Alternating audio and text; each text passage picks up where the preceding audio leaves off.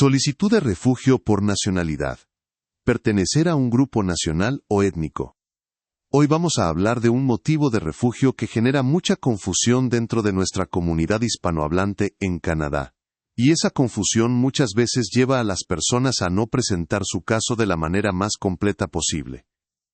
Vamos a hablar sobre la persecución por nacionalidad.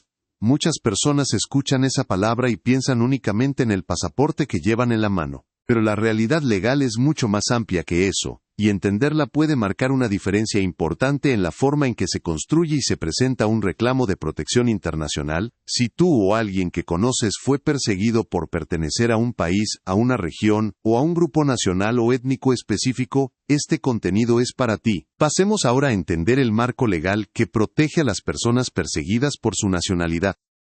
La persecución por nacionalidad es uno de los 5 motivos reconocidos por la Convención sobre el Estatuto de los Refugiados de las Naciones Unidas de 1951, y está incorporada en la Ley de Inmigración y Protección de Refugiados de Canadá, conocida por sus siglas como IRPA. Esos 5 motivos son raza, religión, nacionalidad, pertenencia a un grupo social particular y opinión política.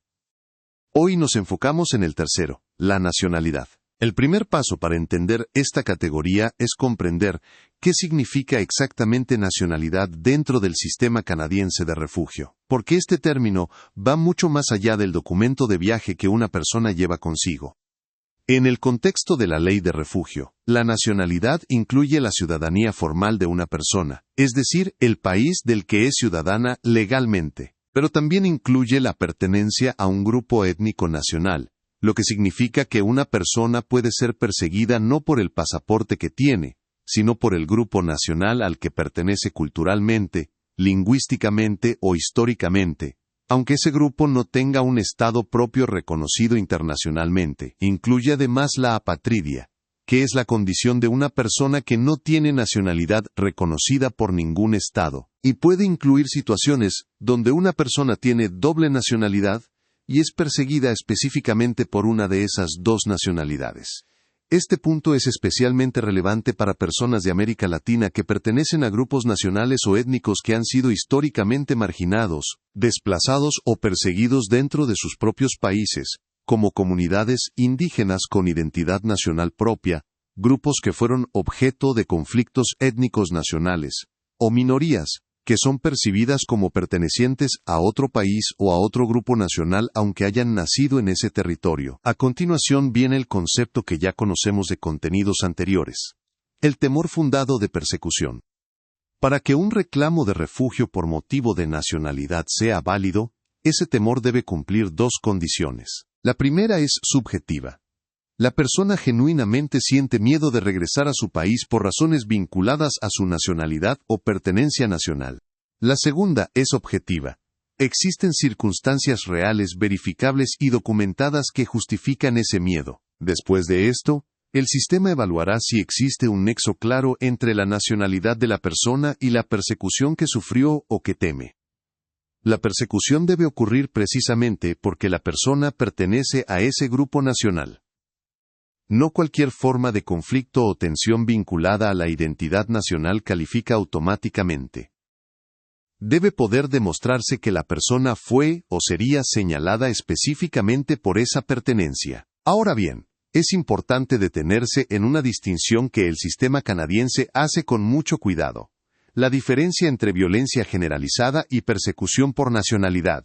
En situaciones de conflicto armado o inestabilidad política severa, muchas personas sufren violencia que no está dirigida específicamente a ellas por su nacionalidad, sino que afecta a toda la población de manera indiscriminada. Esa violencia generalizada por sí sola generalmente no califica como persecución bajo el motivo de nacionalidad. Sin embargo, si dentro de ese conflicto existe una discriminación sistemática o una violencia dirigida específicamente contra personas de un grupo nacional o étnico particular, entonces sí puede haber un fundamento válido para un reclamo basado en nacionalidad. Pasemos ahora a los tipos concretos de persecución que pueden ocurrir por motivos de nacionalidad. La persecución puede manifestarse de varias formas. Puede ser violencia física, como ataques, torturas, desapariciones forzadas o asesinatos dirigidos contra miembros de un grupo nacional específico. Puede ser discriminación institucionalizada, donde el Estado niega derechos civiles básicos, como el derecho al voto, al trabajo formal, a la educación o a la propiedad, basándose en la pertenencia nacional de la persona. Puede ser desplazamiento forzado de comunidades enteras por razones de pertenencia nacional o étnico-nacional. Puede ser la privación de la ciudadanía o de documentos de identidad como mecanismo de exclusión. Y puede ser el sometimiento a leyes o políticas discriminatorias que afectan exclusivamente a ese grupo nacional dentro del territorio del país. Esto es importante, porque muchas personas en nuestra comunidad han vivido situaciones que encajan en estas categorías, pero no las identifican como persecución por nacionalidad. A veces lo describen simplemente como discriminación, o como el trato que les daban por ser de cierto lugar. En el contexto legal canadiense, esas experiencias pueden ser muy relevantes si se presentan y documentan correctamente. El siguiente paso es entender el papel del Estado en la persecución por nacionalidad. Al igual que en otros motivos de refugio, la persecución no tiene que venir directamente del gobierno del país de origen. Puede venir de grupos armados, de comunidades hostiles, o de actores no estatales que persiguen a personas de determinada pertenencia nacional. En esos casos, el sistema evaluará si el Estado tiene la capacidad y la voluntad de proteger a la persona. Si no puede o no quiere hacerlo, eso fortalece el reclamo de protección internacional. La preparación de la audiencia ante el Tribunal de Inmigración y Refugiados de Canadá, conocido como IRB por sus siglas en inglés, es el momento donde todo este análisis cobra vida práctica. En esa audiencia, la persona debe poder explicar de manera coherente y detallada cuál es su pertenencia nacional, qué tipo de persecución sufrió o teme, por qué esa persecución está vinculada específicamente a su nacionalidad, y por qué no puede obtener protección efectiva en su país de origen. La documentación de país de origen, como reportes de organizaciones internacionales, informes de derechos humanos y noticias verificadas sobre la situación de ese grupo nacional, es una herramienta fundamental para respaldar el relato personal de la persona solicitante. Hablemos ahora de los términos legales clave que necesitas conocer para entender este tema. El primer término es apatridia. Esta palabra describe la condición de una persona que no es reconocida como ciudadana por ningún estado. Las personas apátridas se encuentran en una situación de vulnerabilidad especial porque no tienen la protección formal de ningún gobierno, y el sistema canadiense reconoce esta condición como un factor relevante en los reclamos de refugio. El segundo término es grupo nacional. En el contexto legal del refugio, esta expresión se refiere a un conjunto de personas unidas por una identidad común basada en su origen, historia, lengua, cultura o territorio, aunque ese grupo no tenga un estado soberano propio. La pertenencia a un grupo nacional puede ser tan relevante como la ciudadanía formal para efectos de un reclamo de refugio. El tercer término es discriminación institucionalizada. Significa que el propio Estado, a través de sus leyes políticas o prácticas oficiales, trata de manera desigual y perjudicial a personas que pertenecen a un grupo nacional determinado. Esta forma de discriminación puede constituir persecución cuando alcanza un nivel de gravedad suficiente. El cuarto término es nexo causal. Como ya hemos explicado en contenidos anteriores, esta expresión significa la conexión directa que debe existir entre la persecución sufrida y el motivo protegido, que en este caso es la nacionalidad. Sin ese nexo demostrable, el reclamo no puede sostenerse bajo esta categoría específica. Pasemos ahora a los errores comunes y mitos frecuentes que circulan en la comunidad sobre la persecución por nacionalidad como motivo de refugio. El primer mito es el siguiente: si tengo pasaporte de ese país, no puedo alegar que soy perseguido por mi nacionalidad. Esto es falso, porque tener un pasaporte vigente no impide que una persona sea perseguida por su pertenencia nacional. En muchos contextos, el Estado emite documentos de viaje, pero al mismo tiempo discrimina o persigue a ciertos grupos nacionales dentro de su territorio. El pasaporte es un documento administrativo, no una garantía de protección real. El segundo mito es: la persecución por nacionalidad solo aplica para conflictos entre países, como guerras internacionales. Esto también es incorrecto. La persecución por nacionalidad puede ocurrir completamente dentro de las fronteras de un solo país, cuando un gobierno o un grupo persigue a personas que pertenecen a una minoría nacional o étnica dentro de ese territorio.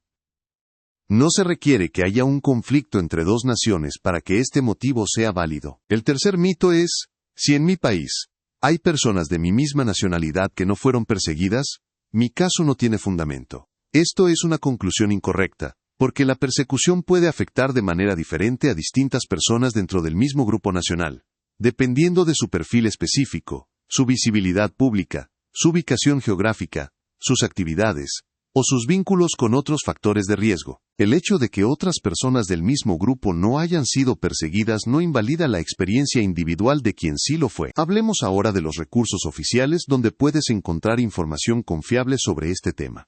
El primer recurso es el sitio del Tribunal de Inmigración y Refugiados de Canadá, disponible en irb-cisr.gc.ca. Allí encontrarás información detallada sobre cómo funciona el proceso de audiencia y cómo se evalúan los diferentes motivos de refugio, incluyendo la nacionalidad. El segundo recurso es el sitio de Inmigración, Refugiados y Ciudadanía Canadá, disponible en canada.ca/ircc. Allí puedes encontrar información general sobre el sistema de protección de refugiados en Canadá y los formularios necesarios para iniciar una solicitud. El tercer recurso es el Alto Comisionado de las Naciones Unidas para los Refugiados, disponible en unhcr.org/k. Este organismo ofrece orientación sobre los estándares internacionales para la protección de personas perseguidas por motivos de nacionalidad, incluyendo situaciones de apatridia. Para cerrar este contenido, quiero recordarte algo muy importante. Todo lo que escuchaste hoy es información educativa general, basada en la legislación y las políticas oficiales del Gobierno de Canadá. No es asesoría legal, cada caso de refugio es único, y las circunstancias personales de cada persona pueden influir de manera significativa en cómo se evalúa su solicitud. Si estás considerando presentar un reclamo de refugio por motivos de nacionalidad, o si ya lo presentaste y tienes dudas sobre cómo continuar, te recomendamos buscar orientación de un abogado licenciado en Derecho Migratorio canadiense, o de un consultor regulado de inmigración, conocido como RCIC, por sus siglas en inglés. Cada caso migratorio depende de circunstancias individuales, y contar con apoyo profesional puede hacer una diferencia significativa. Si este contenido te fue útil, compártelo con alguien que lo necesite. Seguiremos publicando información confiable para que nuestra comunidad pueda navegar el sistema migratorio canadiense con más claridad y seguridad. Hasta la próxima.